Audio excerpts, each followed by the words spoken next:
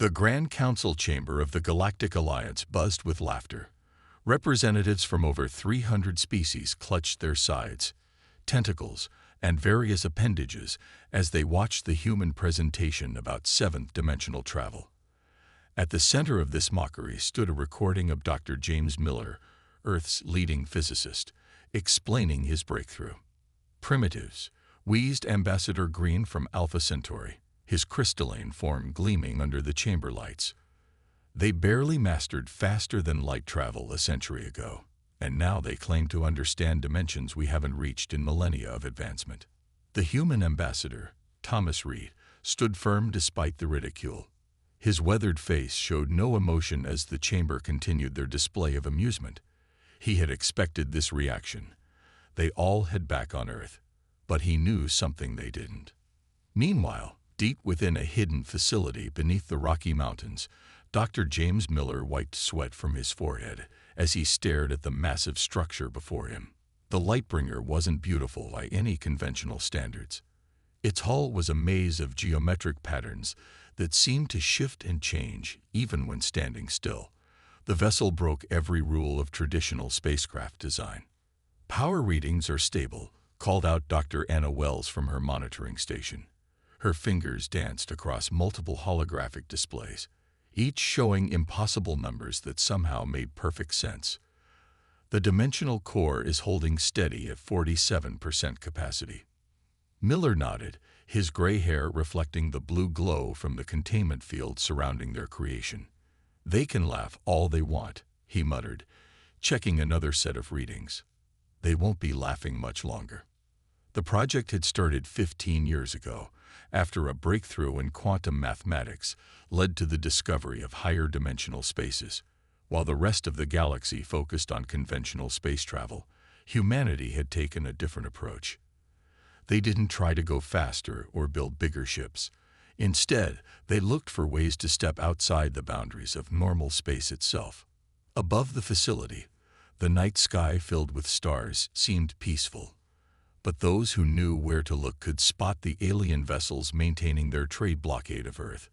The Galactic Alliance had called it a protective quarantine, officially to prevent humanity from harming themselves with delusional experiments. In reality, it was punishment for humanity's refusal to accept their place as a minor race. "Dr. Miller," called out John Parker, the head engineer, "we've got confirmation from the quantum sensors. The seventh-dimensional anchor points are exactly where we predicted them to be."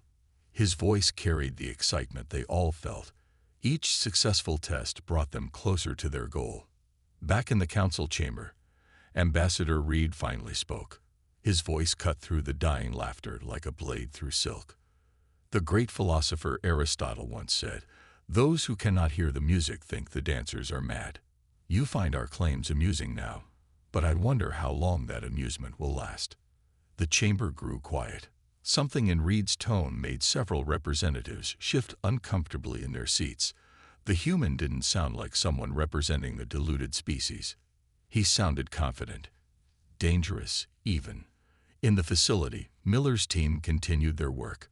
The Lightbringer's systems hummed with power that defied conventional physics. Equations and theories that had once existed only in the most abstract mathematics now took physical form in the ship's construction. "Final systems check complete," announced Dr. Wells. "All corridors of seventh-dimensional space are mapping exactly as calculated. We can begin full power tests whenever command gives the word." Miller looked at his creation with pride.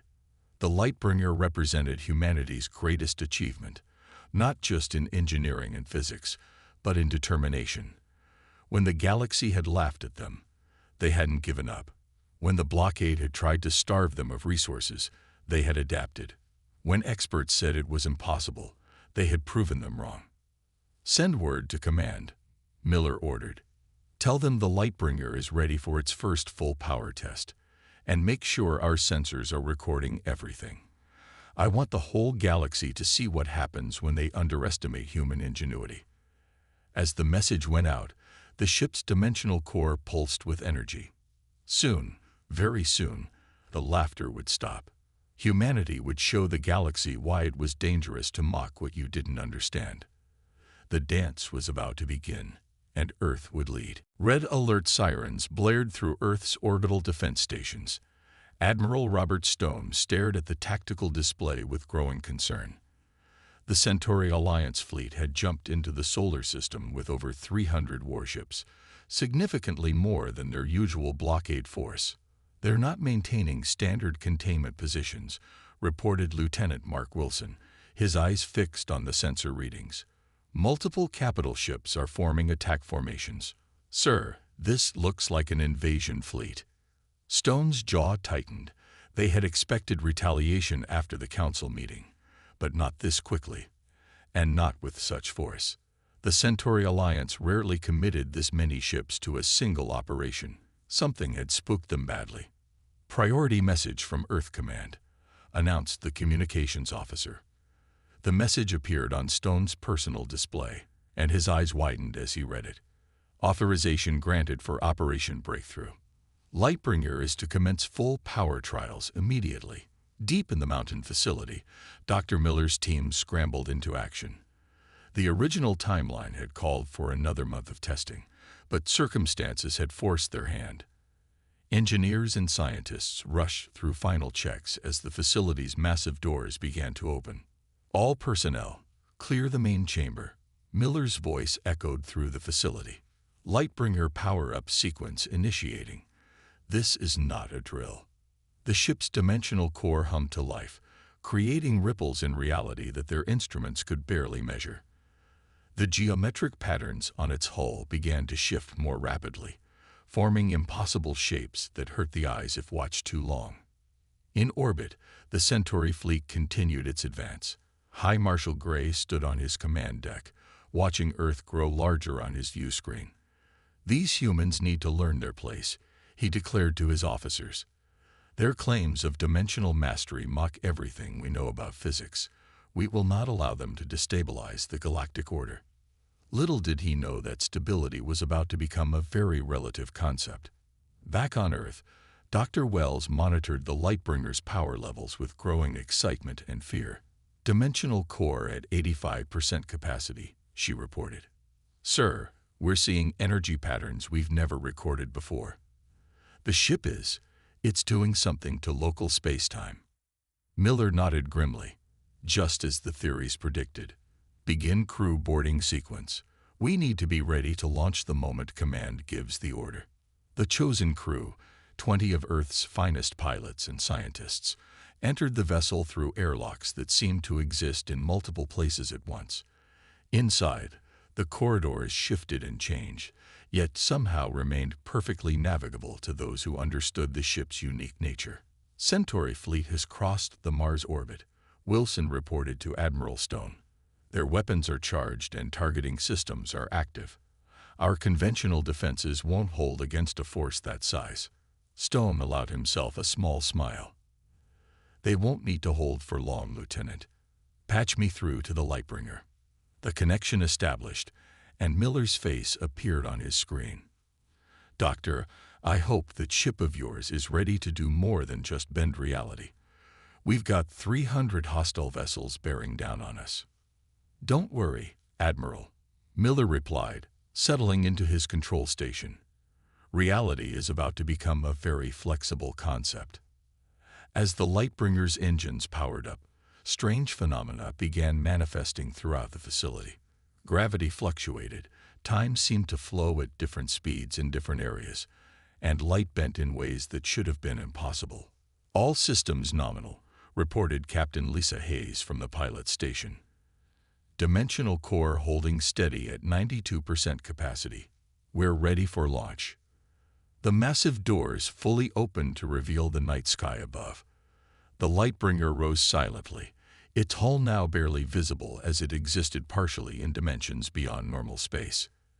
"Enemy fleet detecting our launch," Wilson announced. Sir, their sensors appear to be malfunctioning. They can't get a solid lock on the Lightbringer." Stone watched as the impossible ship rose toward space. Earth's fate now rested on whether Miller's theories about seventh-dimensional space were correct. If they were wrong, humanity would face subjugation. If they were right, all hands, Stone broadcast to the defense fleet. Stand ready to witness history. Humanity's moment of truth has arrived. The Lightbringer accelerated upward, reality bending around it like light through a prism, ready to show the galaxy exactly what humanity was capable of when pushed too far. The Lightbringer broke through Earth's atmosphere, its hull shimmering with energies that defied conventional physics. Inside the bridge, Dr. Miller and his crew witnessed something no human had ever seen before: the true nature of higher dimensional space. Multiple timeline signatures detected, reported Dr. Wells, her voice filled with awe. The seventh dimensional sensors are showing everything. Past, present, potential futures. They're all visible from here. Through the ship's advanced viewing systems, the crew could see reality itself layered like pages in a book. The Centauri fleet existed not just in one place, but in countless possible positions simultaneously. It was beautiful and terrifying. Dimensional core holding steady at full power, Captain Hayes announced. "Sir, we're getting readings from spaces that shouldn't exist. The ship is creating them as we move." Miller nodded, watching as mathematical equations he'd spent his life developing came to life around them. "Begin the first test sequence. Let's show our visitors what they're really dealing with." On the Centauri flagship, High Marshal Gray's sensor operators were in chaos. Their most advanced detection systems couldn't make sense of what they were seeing. The human vessel appeared on their screens as a constantly shifting blur, simultaneously present and absent. "Impossible," Gray muttered, watching his best tracking systems fail. "Target that ship with everything we have. It must not be allowed to." His words cut off as the Lightbringer performed its first dimensional maneuver. The ship didn't just move through space, it moved through reality itself. One moment it was ahead of the Centauri fleet, the next it was behind them, then seemingly everywhere at once. "Full sensor failure," shouted Gray's chief technician. "The human vessel is generating spatial distortions that our systems can't process. It's like it exists in places our sensors can't even look." Back aboard the Lightbringer, the crew watched in amazement as their ship danced through dimensions. Each movement revealed new aspects of space-time they had only theorized about before. "We're detecting quantum-level reactions from the Centauri fleet's drive systems," Dr. Wells reported. "Our presence is affecting their ability to maintain stable faster-than-light fields. The seventh-dimensional distortions are disrupting their fundamental physical constants." Miller allowed himself a small smile. "Just as we predicted. Their technology depends entirely on the standard laws of physics, but we're operating outside those laws now." The Lightbringer continued its demonstration, each movement revealing more of its capabilities. It passed through solid matter as if it wasn't there, appeared in multiple locations simultaneously, and bent space in ways that made the Centauri crews question their sanity. Admiral Stone watched from Earth's Defense Command as the impossible unfolded before him. "Status report on the Centauri fleet." "They're in complete disarray, sir," Wilson responded. "Their formation is breaking up. Several ships have lost power trying to track the Lightbringer through dimensional space. They can't cope with the spatial distortions." Inside the seventh-dimensional vessel, reality continued to reveal its secrets. The crew could see the quantum foam of space-time itself, watch as probability waves collapsed and reformed, and observe the very fabric of the universe from angles never before possible. "Dr. Miller," called out Hayes, "we're detecting something new. The ship isn't just moving through higher dimensions, it's learning from them. The dimensional core is adapting, evolving its understanding of space-time." This was unexpected but not unwelcome. Miller had theorized that exposure to seventh-dimensional space might lead to new discoveries, but the speed of adaptation surprised even him. "Sir," Wells' voice carried urgent excitement. "The ship's systems are suggesting a new possibility. We can create localized dimensional rifts. We wouldn't just move through higher dimensions. We could bring them here." The implications were staggering. With such power, they could rewrite the rules of physics within a defined space. The Centauri fleet's technology would be useless against such capabilities. Miller looked at his crew, saw the mix of fear and determination on their faces. They stood at the threshold of something unprecedented. Humanity's first steps into true dimensional mastery weren't just successful, they were revolutionary. "Send word to Admiral Stone," Miller ordered. "Tell him the first test phase is complete. The Lightbringer isn't just operational, it's beyond anything we imagined. And let our friends in the Centauri fleet know that their containment mission has failed. The age of conventional space travel is over." High Marshal Gray's rage echoed through his flagship's command deck. "I don't care what dimension they're hiding in. Launch all fighters. Full weapons spread. That vessel must be destroyed before they fully master its capabilities." The Centauri fleet erupted into action, launching thousands of fighter craft into space. Their energy weapons lit up the void, creating a web of destructive power that would have annihilated any normal ship. But the Lightbringer was far from normal. "They're attempting to create a containment grid," Captain Hayes reported, watching the enemy movements through the ship's dimensional sensors. "Traditional three-dimensional tactics. They still don't understand what they're dealing with." Dr. Miller studied the tactical display, watching as the Centauri forces tried to trap them using conventional space warfare doctrine. "They're thinking in straight lines while we exist in curves. Show them why that's a mistake. Execute pattern delta." The Lightbringer responded instantly, its dimensional core pulsing with power. The ship didn't just evade the enemy fire. It existed in spaces between the beams, in folds of reality where physical weapons had no meaning. "Energy signatures from Earth's defense fleet," Dr. Wells announced. "They're moving to engage the Centauri forces. Admiral Stone is creating a diversion." Below them, Earth's conventional warships launched their attack. While seemingly suicidal against such overwhelming numbers, it forced the Centauri fleet to split their attention. "No," Miller's voice carried command. "Admiral Stone, hold your forces back. The Lightbringer will handle this." He turned to Hayes. "Take us into seventh dimensional overlap. Let's show them what happens when you try to fight something you can't comprehend." The ship's engines hummed with impossible energies as it shifted partially out of normal space. To the Centauri sensors, it appeared to fragment into multiple images, each one as real as the next. Their targeting computers crashed trying to determine which version to attack. High Marshal Gray watched in growing horror as his fleet's most powerful weapons passed harmlessly through the human vessel. Impossible.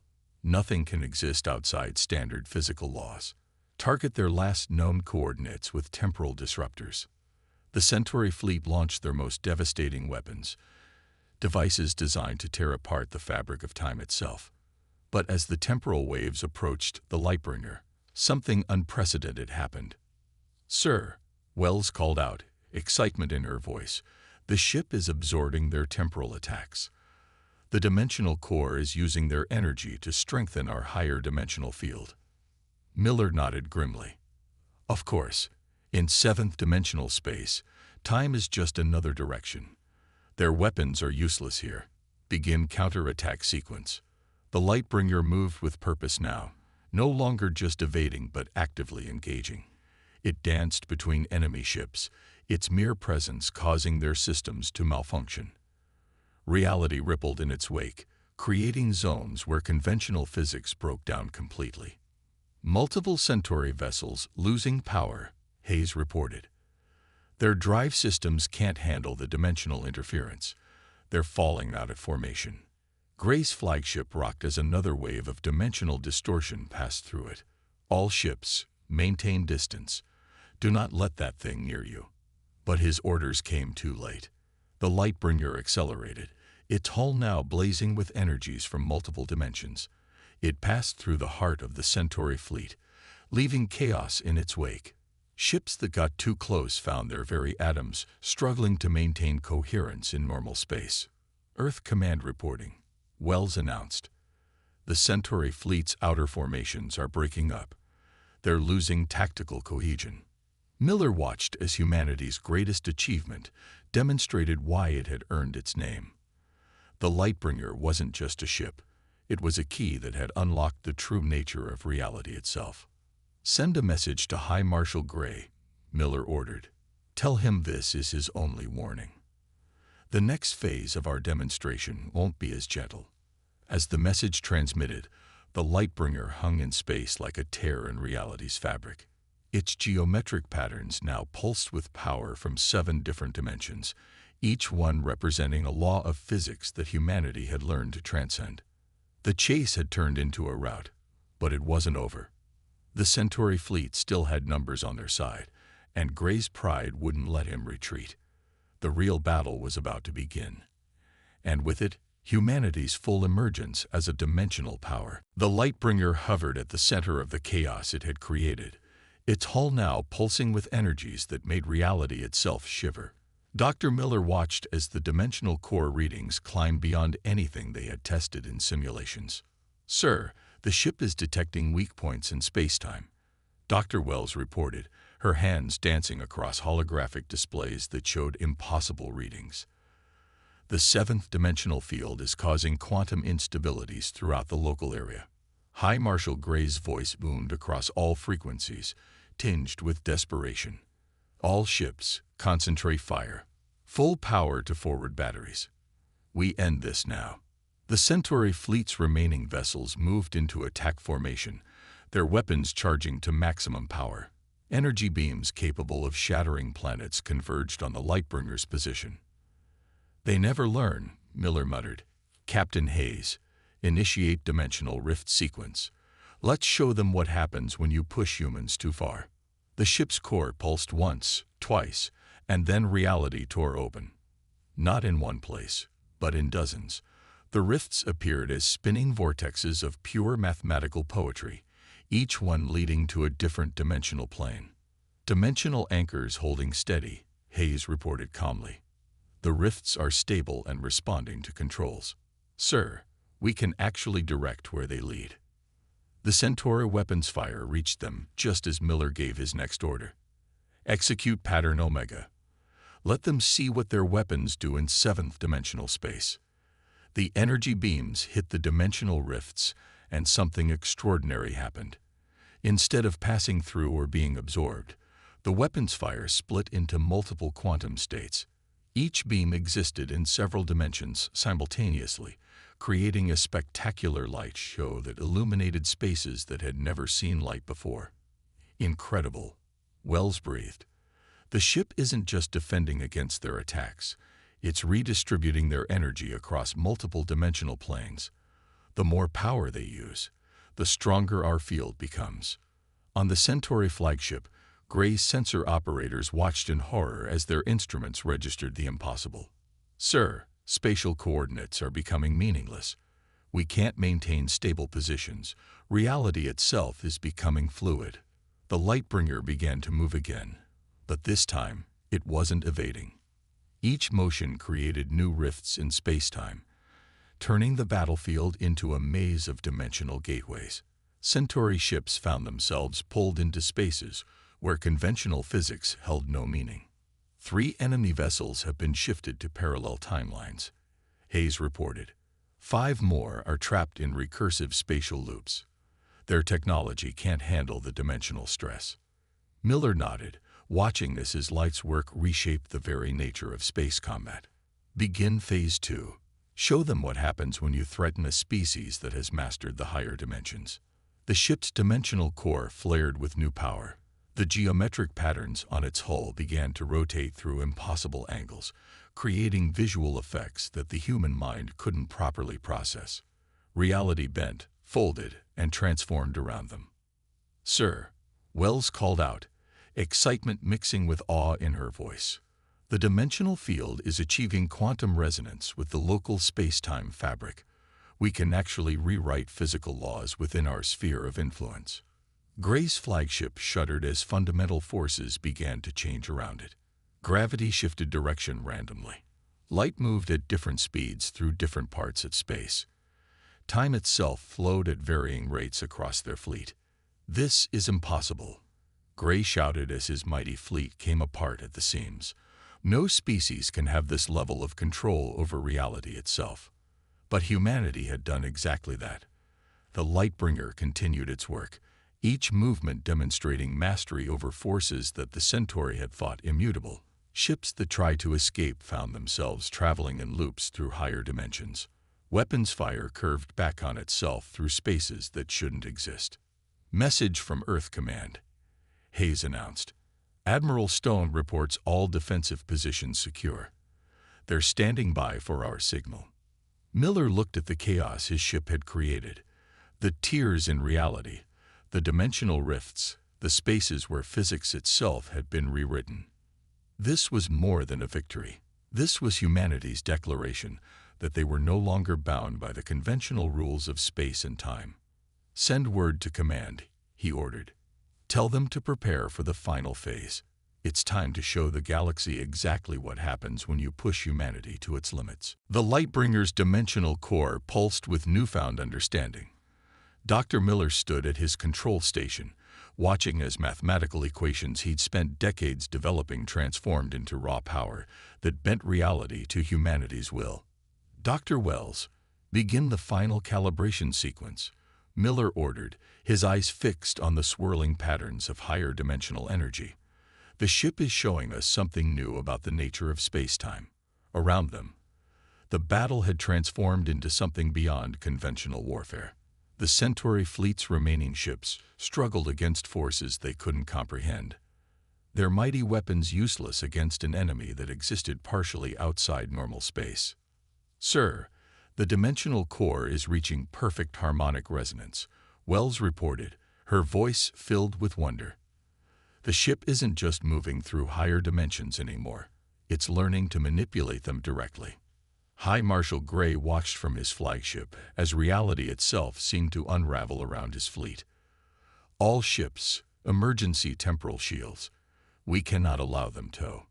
His orders cut off as the Lightbringer executed its most devastating maneuver yet. The ship's geometric patterns aligned in ways that made space itself shudder, and suddenly the laws of physics began to rewrite themselves in expanding waves. Dimensional cascade initiated, Captain Hayes announced calmly.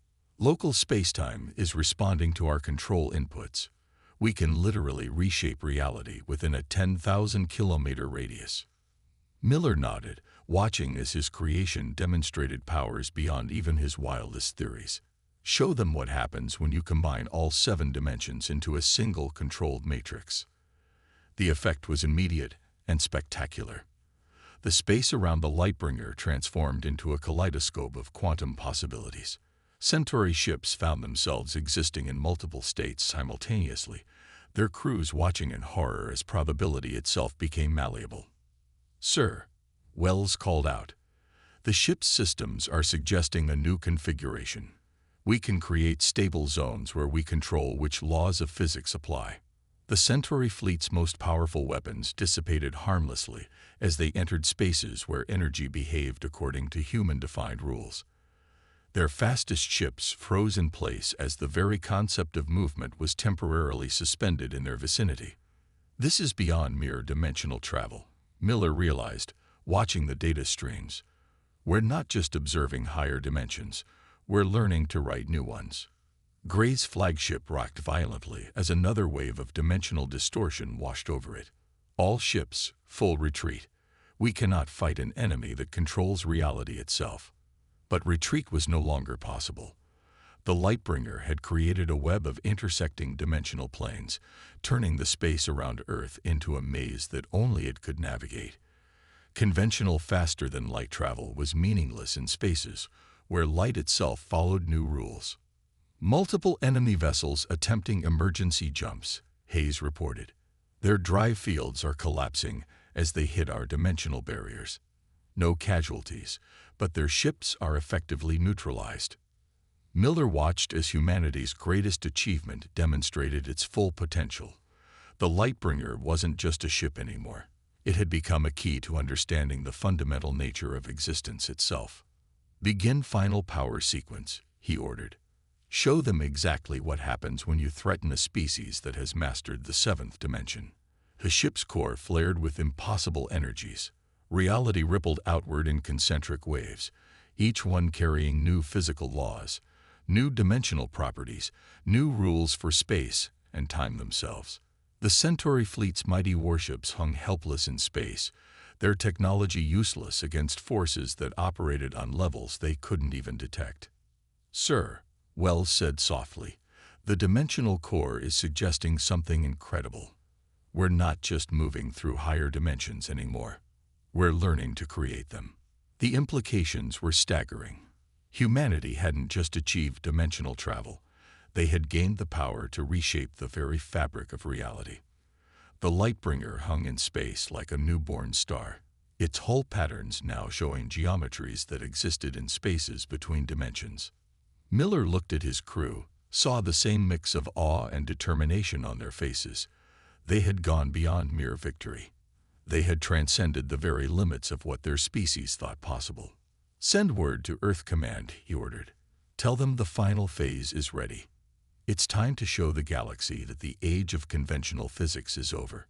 Humanity has evolved beyond their understanding." The Grand Council chamber of the Galactic Alliance sat in stunned silence. On their displays, the recording of the Lightbringer's demonstration played one final time. Representatives who had laughed at humanity just days ago now watched with expressions of fear and awe. High Marshal Gray stood before them, his proud bearing diminished by defeat. "The human vessel didn't just defeat our fleet. It rendered our most advanced technology meaningless. They control dimensions we didn't even know existed." Ambassador Thomas Reed took the podium, his face showing none of the satisfaction he felt. "You questioned our claims. You mocked our understanding. You tried to contain us. Now you understand why that was a mistake." Across the galaxy, news of the battle spread rapidly. Footage of the Lightbringer bending reality itself became the most watched recording in known space. Species that had dismissed humans as primitive now scrambled to establish diplomatic relations. Back on Earth, Dr. Miller stood in the mountain facility, watching as teams began construction on two more seventh-dimensional vessels. "The dimensional core's data is already teaching us new principles," he explained to Admiral Stone. "What we achieved with the Lightbringer was just the beginning. The Centauri Alliance has withdrawn all forces from Earth space," Stone reported. "Their high command is requesting immediate peace talks." Several other major powers have followed suit. In orbit, the Lightbringer hung like a jewel against the black of space, its hull patterns still shifting through impossible geometries. The ship had become more than a weapon or a vehicle. It was humanity's declaration of independence from the limitations of conventional physics. "Dr. Wells' latest analysis confirms it," Miller continued.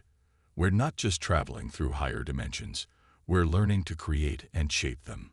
The implications for science, for exploration, for our entire understanding of reality." The Admiral nodded, understanding the magnitude of what they had achieved. "The galaxy's power structure has been completely rewritten. Humanity isn't just a player now. We're revolutionizing the game itself." In the council chamber, Ambassador Reed continued his address. "Earth is establishing a new Office of Dimensional Affairs. Any species wishing to learn about higher dimensional physics is welcome to send representatives.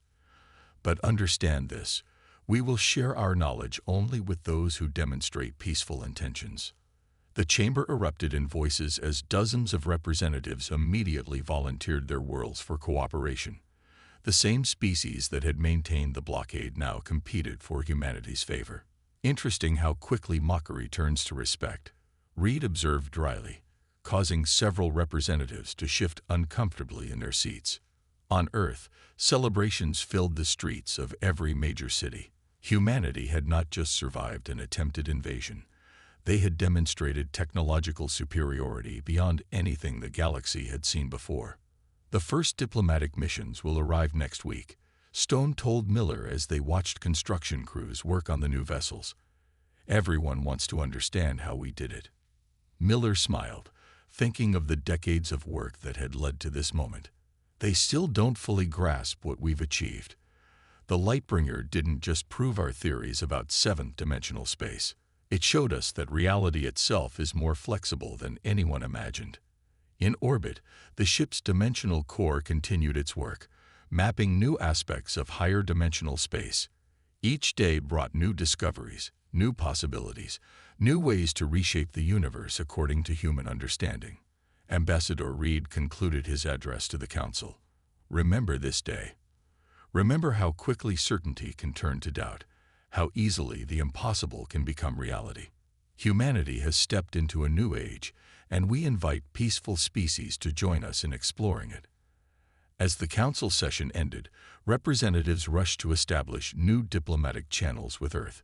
The age of treating humans as primitive newcomers was over. A new order had emerged, one where humanity's mastery of higher dimensions had transformed them from galactic newcomers to leaders in understanding the fundamental nature of reality itself. In the mountain facility, Miller watched as the new ships took shape. "We're not just changing the balance of power," he told Stone. "We're changing how the universe itself works, and this is just the beginning." The Lightbringer's hull patterns shifted again, writing new equations in geometry that existed beyond normal space. Humanity had not just survived, they had transcended, becoming something the galaxy had never seen before. The age of conventional physics was over, and a new era of human-led dimensional exploration had begun.